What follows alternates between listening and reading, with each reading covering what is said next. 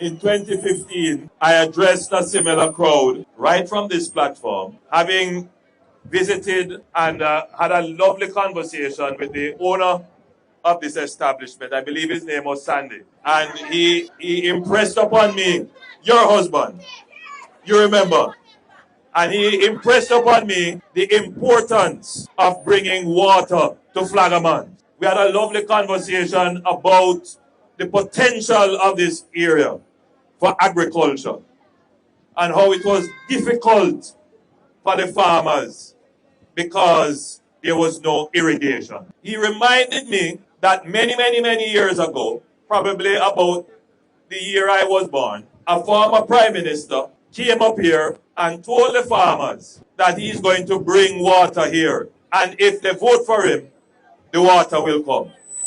He will bring the water from the Black River and irrigate the Pedro Plains. That prime minister, I gather, was Michael Manley.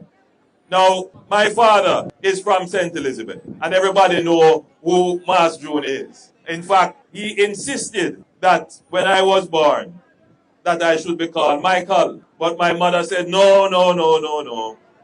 And therefore my name is Andrew. But I was born the year that Michael Manley won, and so my name is Andrew Michael. So in a sense, I was marked for politics. Now, there are some people who are good at dreaming. Nothing wrong with that. You need people with ideas. And there are people who are very good at expressing ideas. They will tell you things and it sounds so good and it appeals to your heart as well as your brain. And you say, this makes sense. Nobody could argue with the dream of irrigating the plains of Pedro, of bringing water in from the Black River so that the farmers in this area can realize their true potential. Nothing is wrong with that. I share that dream as well. You would have heard Floyd sharing that dream. You have Frank Witter here as well, shares that dream. I think everybody here shares that dream. But in as much as you need dreamers and people with vision, you also need the people who can turn vision into reality. So I am not here to quarrel with anybody or bring down anybody or disrespect anybody. What I am here to do is to say to you, the people of Flagaman, the people of St. Elizabeth, that the administration that you have now is the administration that has been turning your dreams and aspirations, your hopes and ambitions into reality. So we had the launch, the groundbreaking of the Pedro Plains irrigation project. Minister Green would have told you it is a massive project. $26 billion will be invested in that project. It will bring water from the Black River. It involves the construction of 3 reservoirs, several pumping stations, the installation of major water mains, and the laterals leading off. The good thing with this project is that it also has an energy component. 9 megawatts of electricity will be generated from solar. It's a massive project, the largest irrigation project in Jamaica's history. I feel proud that it is my administration who will bring this dream that was articulated by Michael Manley and others over 50 years ago. And as I prepared to address the launch and groundbreaking of the project, you know, I like to do some research. So I went and I dug up an old article. And I want you to listen to this very carefully. Useful information for you to have as voters. It says, the Minister of Water and Housing, Donald Buchanan, and there you remember Donald Buchanan, says that the upgrading of the Greater Pedro Plains irrigation water system is on track and will come on stream in June of next year. We are committed to the farmers of southern St. Elizabeth, and that is why we want to ensure that we provide adequate amount of water for them to do their farming, Minister Buchanan said. He made these remarks while addressing the annual PNP Division Conference for the Brampton division at the Brampton Primary School on Sunday, June 19. This was in 2005. Mr. Buchanan explained that areas such as Beacon, anybody know there? Little Park, Newcomb Valley, Newell, Crossroads, Flagaman, Richmond, and Big Woods are expected to benefit from improved water supply for agricultural purposes once the system scheme is completed. With this upgrading and expansion, more than 500 farmers in the southern belt of St. Elizabeth would be better positioned to increase their production of fresh fruits and vegetables. He told the conference that for far too long, the lack of water for agricultural purposes had hampered the production capacity of the hard-working farmers of the parish. You see what I tell you about dream? You see what I tell you about people who they are very good at articulating it, but they are not good at implementing it. Jamaica is not short of bright people. Jamaica is not short of well-educated, smart people. What we lack is the ability to implement things, to get it done. And this government is the only government that can say, we have the best record of getting things done. We have the best record of taking on the big problems, the big challenges.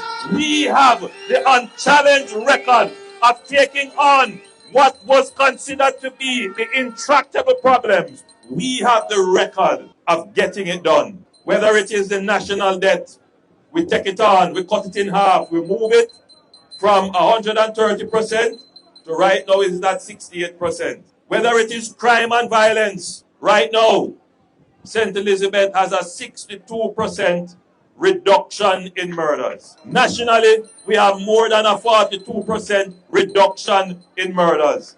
And it's not just this year. In 2023, we had a 7.5% reduction in murders. In 2024, we had a 19% reduction in murders. And this year, we are at about 42% reduction in murders. Effectively, a problem that many of you think we could never get on top of, with a murder rate in the top 5 highest in the world, at somewhere about 49 per 100,000. We cut that in half now. Our murder rate annualized would be somewhere about 20 to 25 per 100,000. Big problem that people think would never be solved. Unemployment, 13% when we take it over. Unemployment is now down to 3.5%.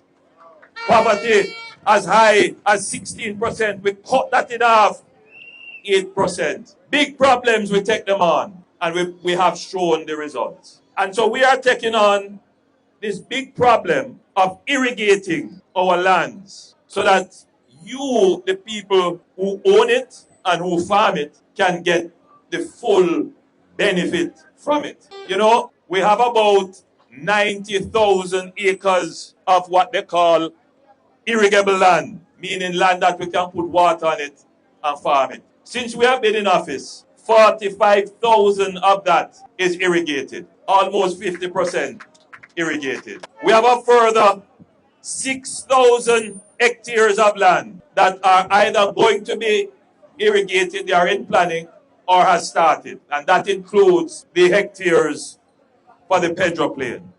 When the Pedro Plains is done, in total, we will have about 57% of all our irrigable land under irrigation. Our objective is not to stop there. Our objective is to get all our irrigable land irrigated.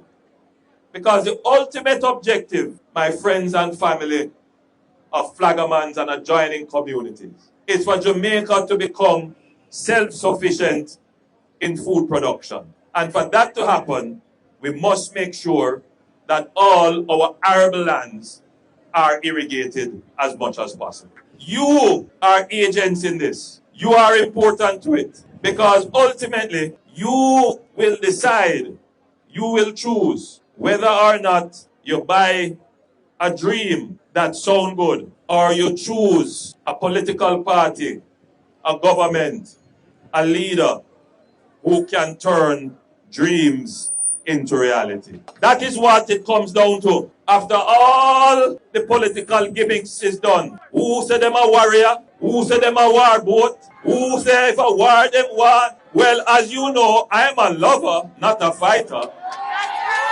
So I am not in any war with anybody.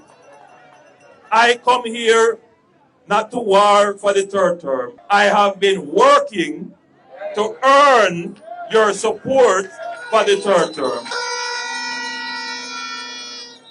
Nothing has been handed to me free in my life. Everything I have had to work hard for it. And so I am under no illusion that somehow a third term is going to be just gifted to me or I am entitled to it. Because I know, regardless of how hard I have worked, though I can show a resume of achievement, voting is not a logical exercise. If that were the case, I would need to stand here today. Voting is also about emotions, how people feel.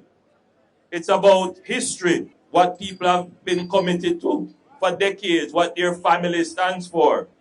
And so we can't take it for granted or come with arrogance to believe that because we have achieved, it is an automatic that people will support us. So all of you who have gathered here to hear my message, you have a duty.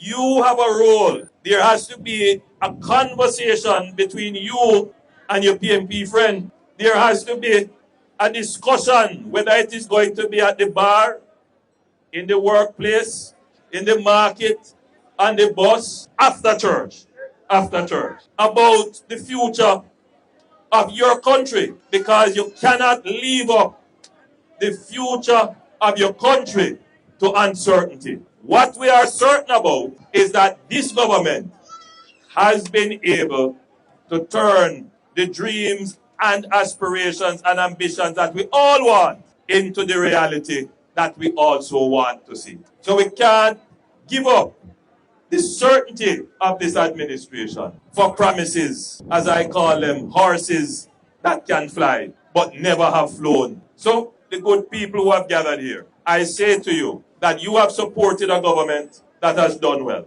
You have supported a government that has delivered significantly, but the work is not yet done. There is still much more to be done. I offer myself to you because I still believe strongly that I have the vision, I have the ability, but more than that, I have the capability and I have the demonstrated track record of getting things done and getting them done well. And I give God thanks that I still have fairly good health. You know, I can still do a little running.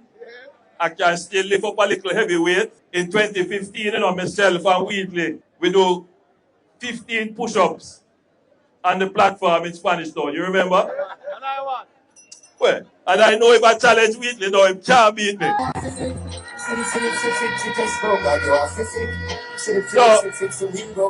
So we are ready.